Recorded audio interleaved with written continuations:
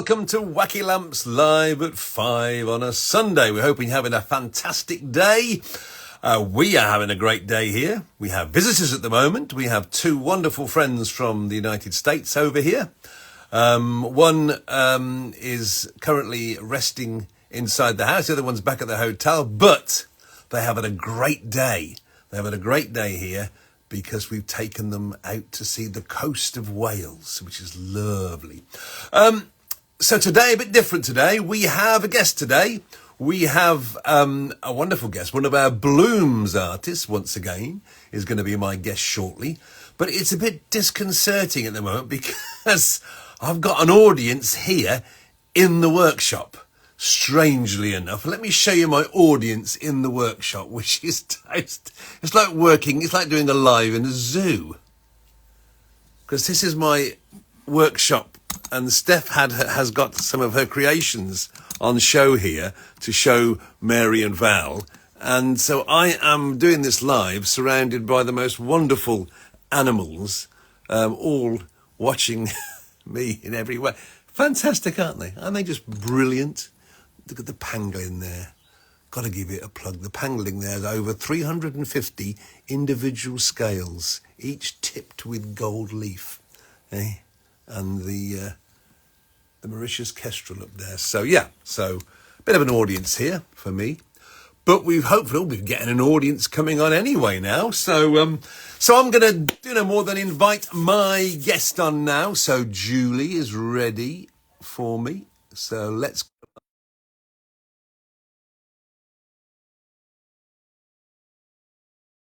Down in Cornwall. I hope you can. Oh, yes. Can you hear me, Cornwall? I can hear you. Jolly good. Hello, Julie. How you doing, darling? I'm all right, thank you. How are you? Fine, thank you. Yep. So we're joined by Julie Wrathall, Encaustic artist extraordinaire. So, Julie, we've got a lot to get through today. A lot to get through because I thought I'd manage people's expectations from the start. It's always a good thing to do. So first of all, for those of you that don't know Julie, don't know what her art entails, we're going to talk about briefly, well, hopefully pretty briefly, but you know, it's always interesting. What is encaustic art? Then we're going to talk about your courses. So I think you've got an offer ending coming up on Wednesday, I think it is. Then we're going to talk about your forthcoming exhibition with another one of our Bloomz artists, Sammy Hexter Andrews, our wonderful abstract artist, also down in Cornwall. And then we've got something really exciting to talk about, which is the Wacky Lamps Encaustic Julie creative collaboration. So we're going to be collaborating. We'll find out all about that. But how you feel? Let's just say hello to who we've got on here first. We're not going to be rude here. We're saying hello to Sally. Sally McIver Art has joined us. Annabelle has joined us. Sally. Sammy down there. Hiya, Hey, Sammy. We've got Sammy's said 3 or 4 things. She can't just say one thing and stop. She has to say loads of things to make sure we know she's there. Principal Construction, which is, of course, Phil, the master carpenter down there. And Steph's on there as well. And hopefully with Steph, we've got Mary Lassity also. Our American friend is over here for a couple of days with us. She's in the country for a few months. She'll be joining us. Well, she'll be watching this. Anybody else I've missed? No. So, Julie, tell everybody what encaustic art is. It's painting with hot molten beeswax, in short. Right. So that the whole to me that I mean I know what you do, obviously, but I'm a bit of jeopardy here. That conjures up when I first heard you say this, the very first time we ever spoke, it conjured up all sorts of horrific melted wax, and you know what on earth. So what sort of effects can you get with melted wax? It is just beautiful, actually. Melted wax is easy. Painting with it is not so easy. Vibrant colours, and you can basically hold them still for a moment, Jules. Wow. And that's done with molten beeswax. So this is pigmented beeswax, and you apply it kind of with an iron, right. or with a heated stylus, so you can kind of do Zentangle, comes all sorts of different attachments that come with But these. don't use the Russell Hobbs on your ironing board then, can No, you? No. don't recommend No. that one. I had another one here actually. I thought it was here and it's moved. It's disappeared. Or you kind of build it up with in layers, so you can kind of heat it up and then paint it on with a paintbrush and heat it up with a heat gun, and you can set fire to it. There's so many ways that you can paint with it. Is it? Do you have to work Beautiful. quickly so that it doesn't set, or can you keep warming it and melting No, it? depends how you. No, as long as it's molten. As soon as it's molten, it's like any other paint. You know, it'll be acrylic or watercolor or whatever. So as long as you've got the heat and you're either in contact with the heat source, or you know, if it's quite chilly in the studio and you're kind of working like this, then it's cool a lot quicker. But you know, on the iron, for example, that is always instant, completely instant, and it's just so satisfying. It's lovely. It just goes on. Once it's on the canvas or whatever you're doing it on, have you got a limited time, or can you No. apply a little bit more heat in order to get the next layer bonded to it? I mean, all of these ones here, I can go back in and just remelt them. Everybody says, how long does it take to dry? And it's actually how long it takes to cool. Right. So as soon as it solidifies, then that is how. So the art of it is to work out how to get your shapes and patterns whilst it's molten. Right. And then once it's cooled, and you'll see it'll go really shiny. And then as it cools, it kind of goes quite matte in colour, and that's as it's kind of cooling. And then you can kind of buff them back up to a high polish. I've really thought. And what can you use to actually move the wax around on the canvas? What do you use? You got little stylus there. These ones, for example, I mean, these are. I haven't got great. I just picked up 3 colourful ones, but these will be kind of you'll as the obviously none of this is on at the moment. No. But as you so I'd put my wax and melt it on here. I'd apply it on the paper and melt it. And as soon as that heat touches the wax, you're going to be melting. So even by lifting the iron, you'll get these really lovely, abstract, really vibrant colours. And then you'll go in. Where am I? I can't see. You'll go in with the tip of the iron. Can you see what I'm doing? I'm not sure if you can see. So you're really just painting with the iron then? Yeah. And like these ones. Oh, dropped it. Hang on. That wasn't very well prepared. All right. Oh, I dropped it on the floor. Live. We are live for sure. So these ones here are created by using the edge of the iron. So I'm using, excuse this black dollop at the, and there's no cleaning up. You just turn it off, and then as soon as I turn that on, I just carry on going where I left off. So doesn't it stick to the iron, or does it automatically transfer? The wax transfers onto the. The heat is literally just moving. So here, this is created by moving the edge of the iron through. I'm turning my paper around, and just the heat will leave a track in the wax. So it's beautiful.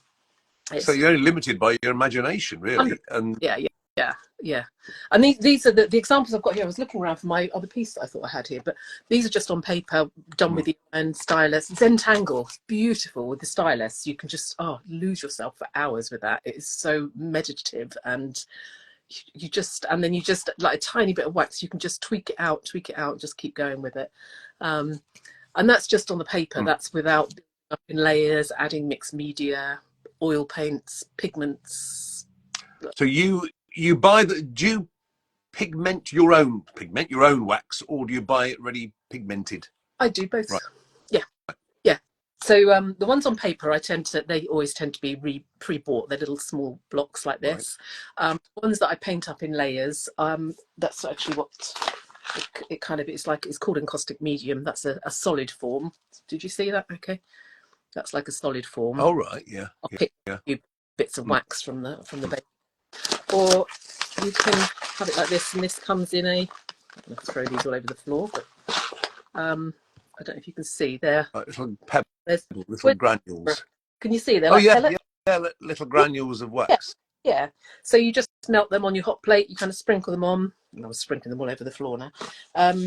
Sprinkle them on, melt them, paint them on with a paintbrush, add pigments, or you could add oil paint. There's a process you have to go through. But you can add all sorts of things, mixed media, colours. I've seen you build up layers and add dried flowers underneath a layer. And that's what really got me fascinated by what you do.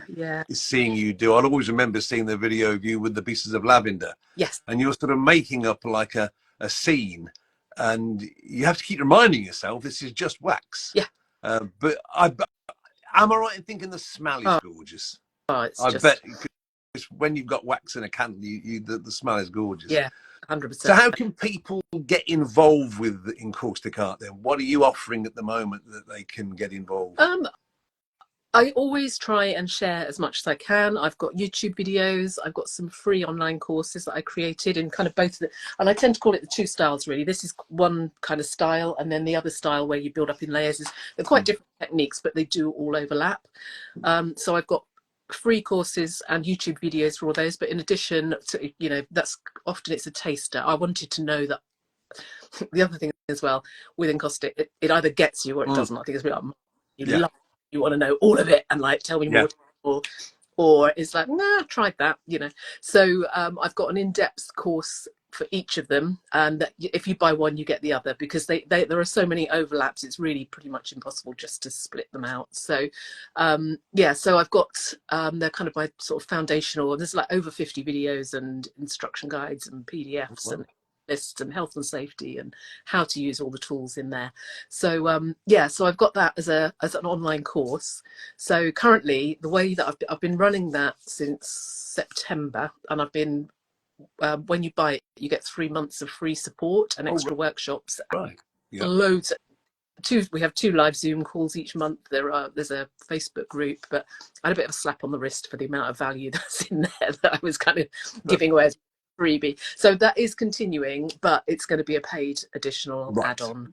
So that finishes Wednesday, is it? Wednesday, yeah, Wednesday in the morning, so UK time. But get in now, and yeah, because the outlay isn't a lot, isn't it? The initial outlay to just dabble in encaustic isn't a huge amount, is it? no, you can do it kind of on a shoestring, or you can go all in with bells and whistles, and I kind of go through all of those options, and it's always a case of what scale you want to work at, how you want to go. So yeah, there's loads of ways. Because it's not an art form that many people will have heard of. I certainly hadn't heard of it when we first met through the Bloomz. But I can see how it becomes quite addictive, especially when you develop your own techniques and it works for you. Yeah. And you start to build up these wonderful pictures. Yeah. And you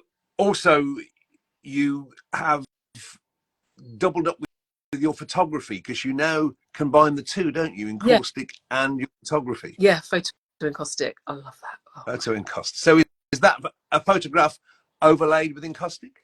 Well, no, you print onto paper, and then you adhere that photograph onto a wooden support, and then you'll paint wax on top, and you can add pigments and all sorts of things and mixed media on top of there as well. So it's the same key principles. That's one of the projects actually that we did on our monthly calls that we do.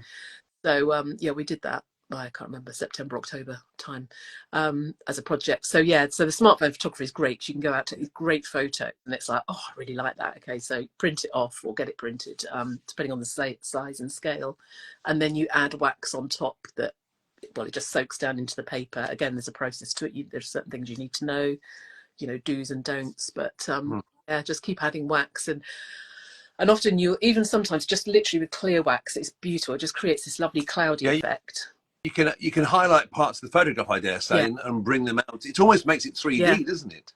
Yeah. And sometimes you do them, you think, I'm just going to do this one completely flat, just flat wax, and you would not believe how difficult it is to just get literally just flat wax without any raised areas. And it's quite a you know, there can be a bit of a fight sometimes, but you get there in the end. But yeah, or I say you can add. I often add pan pastels, oil paints, or mixed media, all sorts of things, or even just sort of build them out and take a.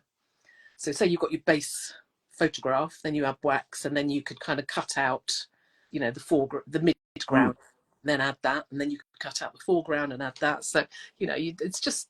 I always say encaustic is limitless. You know, there's so many. And of course, everybody's got a camera in their pocket now, haven't they? Yeah. Really, this is the thing with the smartphone photography. Well, I run workshops for Jet Black Squares down here, so it fits in beautifully with that. So I actually show people how to take photos on their phones, because often you just hit snap, and there's so many functions on there, and people like when you show them what they are, they're like, "Oh my goodness, I didn't even know that was there." So oh yeah, there's all. I mean, every boot of the phone with a new iOS has got even extra bits that come to light. Did you realize about combining the two, or did somebody show you a technique of combining the photography, or was it something you pinged I one of those moments. one of those things that you kind of, the more you evolve, the more you see, the more you get ideas. I mean, I'd worked with this style for quite a long time, and I'd, large scale hot plates, and I didn't really know too much about, because there's hardly any, I didn't really know too much about this style of wax in the UK back at the time. I mean, I started this in 2012. Right. So like my introduction, and I was looking on YouTube, and I mean, just trying to find any resources in the UK was nigh on impossible. It was just, Really? yeah, it was. That's why I started getting into. People were coming in and asking me how to do it, and then people were saying, "I wish you were closer." So that's how my online courses came about. Course, so yep. it evolved. But anyway, I was on YouTube and I saw an artist, and she just set fire to a painting, and I was like, "Oh, that's what I want to do that." I know, like, there's something exciting about. It's also exciting that you're never sure what the end result's going to be. God. Whereas most artists they know really what they're painting, what they intend it to end up looking like. Yeah. But surely, I'm sure with Encaustic, the excitement of not knowing where that wax is going to flow, when it's going to stop, how the pigments are going to look when they're dried, it must be quite exciting. Yeah, no. I keep saying I'm going to have a go at it, and I will do. Come down and have a workshop or something, or have a go. Well, Steph, of course, when we did the Bloomz on Tour series last year, where each of the Bloomz artists had to try a project using another artist's techniques, she had to fight with her. She said, yeah, had to fight with it, but she enjoyed it. She loved it. In fact, all of the Bloomz loved the Encaustic because it was something that we knew that none of them had ever done before. Yeah. And I think you were as excited as they were to have a go. I loved it. Seeing what they created, it was actually quite. It was brilliant. And you worked quite closely, of course, with another one of our Bloomz artists down in Cornwall, Sammy Hexter Andrews, our fantastic abstract and mixed media artist. And you're very close location-wise. So tell us a little bit about the exhibition that you two have decided to do. I believe it's called Homecoming, is it? That's right. Yep. Yeah, so Sammy's been travelling down to Cornwall, which completely unbeknown until we sort of met through the Bloomz. But she's been coming down here for years, and it was during one of our shows. She was filming from Boscastle. I'm like, I grew up in Boscastle, well, not in but just down the road, and it was like, so hence the conversation started, and then moved down here. Yeah. I've moved back home down here as well. I grew up down here. Oh, okay. Yeah. Hertfordshire for like 30 odd years. I only went up for a weekend, but that's another story. And so we've both come back. So we're going to do a joint exhibition called Homecoming, and it's of our own individual kind of connections with Cornwall. Really. So we're planning to do 12 pieces each, and the way it's going, we're going to get all the pieces ready we're doing Cornwall Open Studios at the end of May. So we'll be open for 2 weekends. We're going to get our pieces ready for that, but with the also intention of doing actually a joint exhibition afterwards. But yeah, I think the plan is we get together every 2 weeks, and it's great. Accountability and somebody to bounce off. And Prosecco? No, actually. No, what? I know. What's the matter? You all right? We're very serious down here, you know. Oh yeah, like not all drinking and boozing. So yeah. So anyway, we're I think we're planning to do 8 or 9 pieces individually as kind of our journey. We're still sort of finalising the details, but then the last 3 pieces is kind of as an example, we went to St Ives and had a weekend in St Ives and Carbis Bay earlier in last year now, was it? But we were walking down the beach and there was like these beautiful turquoise minerals coming down through the rocks, and just like, so where the last 3 pieces of each of us, we're going to do as both of our interpretations on the same kind of come together, if you like. So that's currently I can imagine the two of you looking at that, and I can imagine what's going on in both of your heads, because Sammy would be thinking about the emotions behind it and the story she can tell of it. You're thinking, I can get that wax, that colour to run down there in that style. Yeah, so it's going to be fabulous. And where is the exhibition taking place? Venue-wise, we haven't got that resolved yet, so we're But so we're going to, certainly the interim pieces are going to be ready for the Cornwall Open Studios. So that's the end of May. So yeah, and then the actual official homecoming venue will be announced. So yeah. So when the Cornwall Open Studios is on, will you both have pieces? You'll both be involved with that. Yeah. But will these pieces be seen there, or are they just for your own exhibition? No, we're going to do both. So yeah, we've done. So for example, I primarily paint with wax, obviously, and the majority of those pieces will be in wax. But I've done like watercolor sketches and charcoal and things as preparations, so they'll be there as well, so that you'll kind of get the behind the scenes of the final. Right, that people love that. People love behind the scenes and how you got there. And not enough artists show that because, well, I say not enough, a lot of artists do, but there's still that band of artists that are very reluctant to share their process and how they do things. Whereas there's a lot of people that aren't going to threaten them by going and setting up on their own, but just love to know, how do you do that? And if you go on your website, your YouTube, your Instagram, the same as Sammy's, you can see these process videos, which is so important for people who've got an interest in art. I'm never one to kind of think, oh no, that's my secret, I'm not telling anybody about that. It's like, share it openly. I've received so much joy from painting with this. I just want to extend that on and share that with other people. Share the love. And Sammy says we're happy to show it all. Well, that's just Sammy, isn't it? Yeah, here we go. So brilliant. I mean, people now know what Encaustic is. They now know how they can have a dabble in it, and we'll put all the links on the caption to this live. We mentioned the Bloomz as we were talking there. Just to recap with anybody that isn't aware, the Bloomz Arthouse Collective is a group of artists that met during COVID lockdown, doing a course to learn how to sell their art online. A core number of that course share the same values and willingness to share their, as we just said, to share their appreciation, to share their love of art with other people and their process. They stayed together. You've stayed together. There's 7 of you, and I'm the lucky 8th because I'm that associate member that is dragged in when you need to make up the numbers, as it were. So last year we did the Bloomz on tour. For anybody that wants to watch those 6 episodes of the Bloomz on tour, they are on YouTube on the Bloomz BLOOMZ. I can't even, it's cold in this workshop. BLOOMZ, not S. The Bloomz workshop, the Bloomz channel on YouTube. We'll get there in the end, Julie. This is absolutely live. Go and watch them, folks, because they are fascinating. You may have to watch them in chunks because each one's about an hour long, but although I say it myself, there's a good production value in it. I directed, edited, and did all the behind the scenes stuff on that to get episodes that are easy to watch, and it gives you an insight into artists really pushing their comfort zones to take on board other artists' medium, other artists' approach. Can't do what they normally do, had to do it in that style. For some of the artists, Sammy included, it was occasionally quite frightening.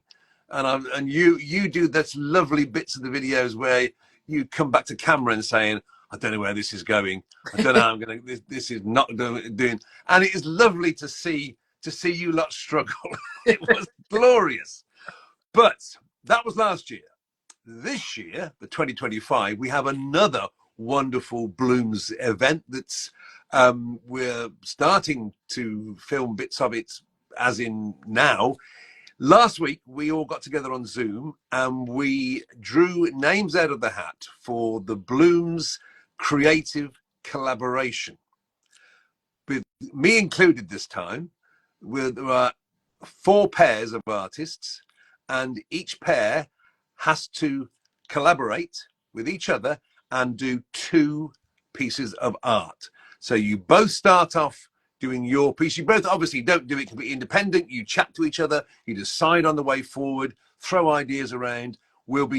Those bits of Zoom are being recorded so we can put them on the program, and you then start to do a piece each. Then you swap it over and the other artist adds their art form to that piece so that you have two pieces and each one keeps that piece.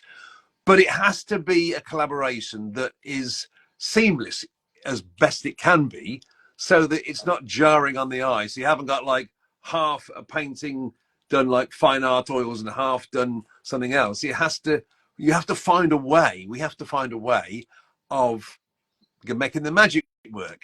And the fourth reason, apart from what we talked about, that I've got you on there, is that you and I were paired up, Julie. Our names came out of the hat. So what we've got to do, you and I, and you were quite excited because I happened to mention the other week, I did the, those of you that looked on my feed and saw the Moroccan or the Arabic Dalla lamp, the ornamental one, and you said to me, does they get hot? And I said, no, it's got LED bulbs in it. And you went, oh, I didn't know what you were thinking about then. But now I know. You were probably thinking at some point in the future, I might be able to use light behind my wax. And lo and behold, we've been thrown together in a nice sort of way to do this. So I've got some ideas, but I believe you have some probably ideas going through your head. I'd love to look inside your head some days, because apparently it's like 10,000 browser tabs. It's a frantic space in your head where you've got all ideas thrown off. So what were your first thoughts when we got put together? My first thoughts were like, oh, the hell's this going to work? And then within about 3 seconds, everybody else was chatting and my head was going. All I could think of, how are you going to melt wax over my pipes, and make it look good? No. How's it going to work? And then I started to get the ideas. So tell us. Oh, Sam is excited. Tell us briefly any ideas. I know we're talking tomorrow morning at great length where we'll go over this, but we don't mind having a little chat now and about what ideas you've got. Well, I have got, so I do, I often obviously paint with 2D in all these different forms, but I also do sculptures as well. Right. So, what these? Oh, now I didn't think about that. I didn't think you did sculptures like that. I haven't. You may have showed it me in the past. Now I see that. I think you probably have, but I hadn't really thought. Yeah. Ooh. Because the theme is nature. That's a generalized theme, so it allows us to pick any part of nature that we want in any sort of form. But yes. So I do, little ones. I've got some bigger ones. Right. Oh, yes. In any kind of shapes. These are obviously round ones. My soul bowls, as Sammy calls them. Just so wholesome. You just hold them and it's like, oh, they're just. Are they very delicate? No, they're hard as hell. Oh God! And now I see. So it's not like an eggshell then. It's not going to break if you. No, these have been. I wouldn't like to say thrown around, but no, but we wouldn't throw. Okay. They've been through a lot. They have, but you can make them more delicate if you want to, and you can have them so some of the top edges they have little fragments coming off. This finished. Wow. I was kind of thinking either a sculptural. I've got two. We'll have to talk it through tomorrow, but I could really, leave holes in the bottom for light fitting to go through. I've kind of got an idea. I don't know, something in the background, but my mum actually has one of these, and she has a little battery LED lighting. And it's kind of okay, but it's not quite enough to. And obviously you can't. And people have often said, "Can you put a tea light in them?" You're like, no, because that's going to melt the wax. Yeah. But when you were on about, I saw your Dalla lamp, and I was like, well, I was coming from an aromatherapy point of view. Right. So you the incense thing out, and I thought if the lamp got hot and you just put a dab or two of oil on, then it might be aromatherapy, because that was obviously the with a normal incandescent lamp, yes, it would do, but not with. And then you were saying that, and I was like, I think the seed had already sort of sown, and then when we got paired, so I reckon we can do something in whichever form of sculpture. Well, I'm seeing a flower. You see, I'm seeing a flower. Me doing, because I'm going to be using my pipe work to make, and I was seeing maybe we had a smaller and we did a flower. So those were the flower. Yeah, upside down flower. Yeah, almost like shades, but flowers. Yeah, I did. Or coming up. a lampshade idea. Or I quite like them when they're kind of stacked up. Yes, yeah. Stacked up together as well. So you actually, that could be nice if you have a pipe. So you've got one on the bottom, pipe, and then up, and so then we're now looking at a water lily, aren't we? We're looking at a water lily there because they have double layers and inside corona of petals, and that's we'll have yes. Lotus flower we've got there, says Sammy. We'll have something to rival your Dala lamp by the time our brains are finished with yes, yeah. So but so really, that will be something that you would offer me. Now I've got to do something to offer you in return. That's that where I'm more stuck. That will be something that I'll have to give a thought to. That may be, so I'm thinking of I'm just thinking. See, my thought. One of the thoughts I had, say, nature. The whole theme of nature was to do something with. So almost we did a sunset with the light behind it for the sun going down, and then somehow we're putting the wax to make the sunlight, and maybe I've got a few ideas because I can use little LED bulbs. So I've got a board here, but I was thinking, if you imagine a flat board and little holes in it that we can put little lights that almost like flowers coming up, but little wax over the top, so that you've got pinpoints of light coming across like the meadow, and then at the back, if there's any way of making it so it was the sunset with the light behind. Just that's the first thought now. Well, that was what thought I had in my head, like a square, but somehow either a light in front or behind, and that was kind of something that I had that you could. Obviously, it's got to be something that we can get to each other, but it might be a good excuse of a couple of days down. Well, you haven't been up here yet, have you? We need to come and visit. This might be the visit of you and Tim here for a couple of days. Absolutely. I know Sammy's saying, "What about me?" There's plenty of time for us all to visit in our various pairs. So I think that would be good. That would be good. I think we've got the start of something there, but I'll work on that in my head overnight tonight, and we'll be talking tomorrow. So that's our pairing. And who else we've got? We've got Sammy is pairing with Elisa, our Italian artist. So that's going to be a nice pairing. Elisa paints the soul of women through her wonderful figurative art. Sammy, as we said, abstract artist, writes the story behind it. So I can see those two working together really well. Steph has got Cindy in Australia, which was great because the synergy there is animals. Cindy paints tiger. I'm sure there'll be a tiger figurine in that. So the needle felting from Steph and the watercolor animal art from Cindy. So that's two pieces that are going to be great. And then we've got Fiona, our oil artist, with Mac, our left field artist, as I call her. Wonderful. She comes up with some incredible ideas, sometimes using chewed gum, sometimes using other, what would you call it? What's the word I'm looking for? Alternative media. Alternative, things that sort of items that have got, what's the word? Items that have got meaning. But she uses a lot of those sort of, there's a lot of meaning in what she does.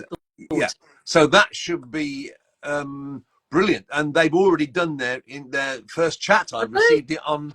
Yes, they did it straight away, and so I've got that to edit already. It's a half an hour chat of Mac and Fiona. So we'll have ours tomorrow, so we'll be able to do that. Who's going to get first? So this is an idea that we had, and I think it's going to be quite fascinating. Symbolism, that's the word I was looking for. When you get to my age, words just go, they're there, but you just can't bring them from there down to here. Symbolism, thank you, Sammy, our head girl or head teacher, whatever we want to call her, prefect.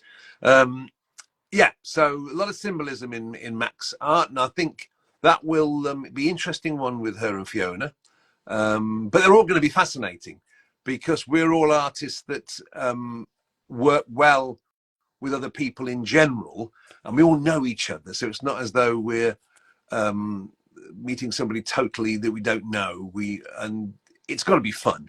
I was just going to say exactly the same thing, and that's the whole point of them. It's just about having fun, and it's not taking yourself so seriously that we yeah. all want it to be a success and want to come up with two pieces of art that look as though they were meant to be together. That each piece of art has got the elements of each artist, but they work well together, and that's the difficulty, but it's also the joy and the thing that makes it special.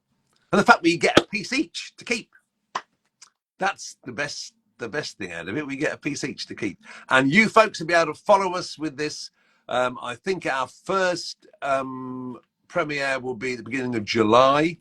Then we've got one each month then till October, and then there'll be one at the end where we all get together and show the pieces and chat about what we've learned, because even though we've been artists for years, you're learning all the time, aren't you? 100%. You're learning from each other, and we've learned a lot today, Julie, so thank you so much for joining me.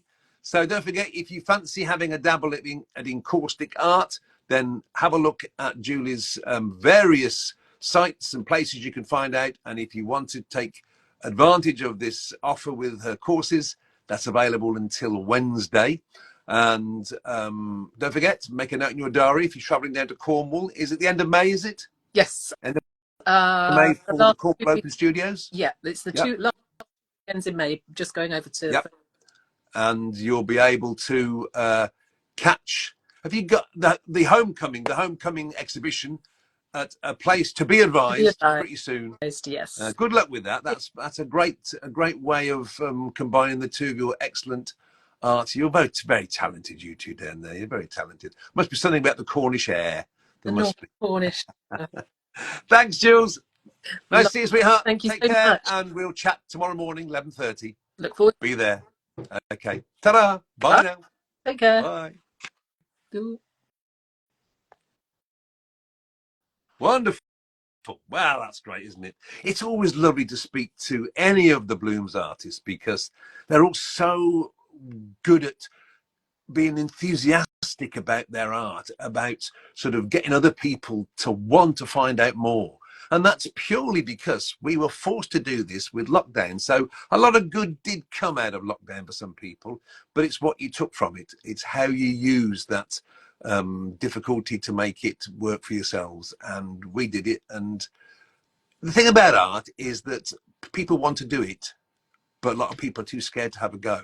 And with each of the Bloomz artists and their individual skills, there is no way that you can't have a little go and not be enthused and excited by something. You haven't got to show the art to anybody, but what you will get is the support of the Bloomz artists, even if you're not doing one of their courses, but you've had a go at abstract art and you think, oh, is this any good? Sammy will give you good critique.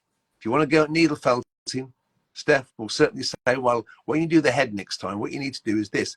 And this is all free advice from artists that not only know their stuff, but love their art, love their process, and love sharing it. So that's it, folks. Thank you very much for joining us today. And I'm going to say, next week, I don't know what's on next week, but I never do until I get there. But hopefully we might be making a lamp next week. There's something I might do. But have a great week ahead, folks. And yes, Sammy, we will encourage you to keep going. Yes. I need some encouragement to keep warm here because it's bloody cold in this workshop at the moment. But we'll see you all next week. Take care. Have a great week, folks. Look after each other. Be kind and take care. Bye-bye now.